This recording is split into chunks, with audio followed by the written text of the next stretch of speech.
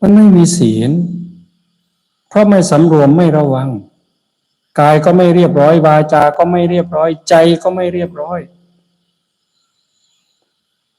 ตนเองอาจจะไม่รู้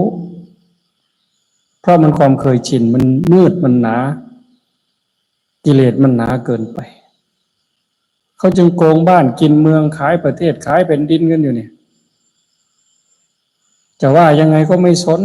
ไม่สนไม่สนกูจะเอาเงินอย่างเดียวกูจะเอาอำนาจอย่างเดียวทำมึนทำเซ่อทำเป็นไม่รู้ทำหน้าหนาไปเรื่อยเป้าประสงค์อยู่ที่เงินอยู่ที่อำนาจ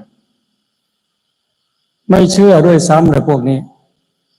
บาปบุญนี่ไม่เกี่ยวไม่รู้จักเงินคือพระเจ้าจะแก่แค่ไหน70-80เดินยักแย่ยักยันแล้วก็จะเอาเงินอย่างเดียว